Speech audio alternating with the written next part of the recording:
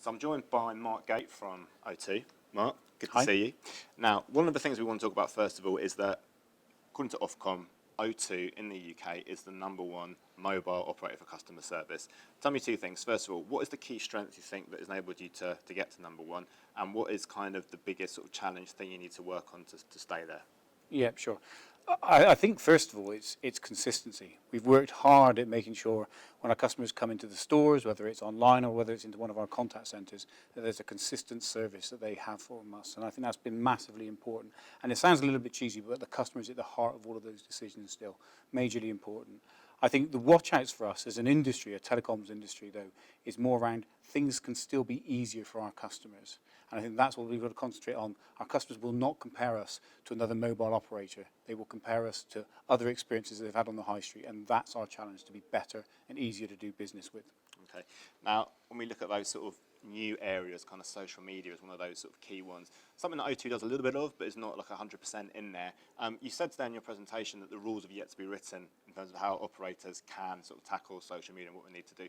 What are your sort of thoughts at the current time about how you can succeed in that area and what you need to do? Yeah, and I said kind of ignore it at your peril because I think customers are choosing that as another channel to talk to us. So we've got to be making sure that we're listening in that space. I think it's an opportunity both from a new business point of view, but it's also an opportunity to make sure existing customers can get you there. I think you see different types of performance from companies and organisations and industries. Some are doing it within 15 minutes, some take hours and days almost to get back. I think we want to be really present in that space for our customers. And I think it will grow, but it will be dependent on our customers as to how much they want to use that channel versus the alternatives that we'll be able to give them. So it really is about customer choice, but I definitely think it's a growth area and we'll be watching it with great interest and participating as well. I'm sure.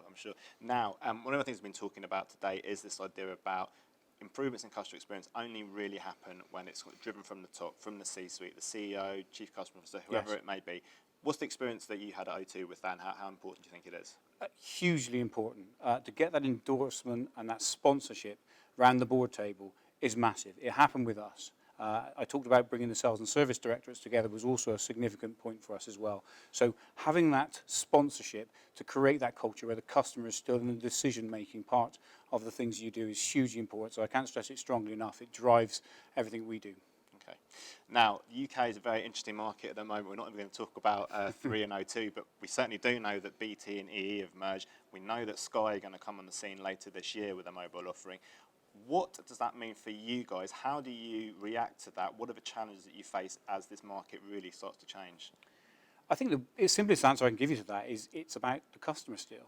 So if we are the place where the customer sees that they can have that conversation about being connected, and that's many devices now, therefore we're the home of those conversations. We can help them with those more complex queries. We've got people like our gurus in place when they want to talk to us about those sorts of things. So I think if we are at the heart of that, we're in a great place depending on where the market goes. Nobody knows, as you say, how that will play out, quad play and other things that are there. But for us, we're set up well if we still have the customer in all of those decisions. Marc, thank you very much. Thank you.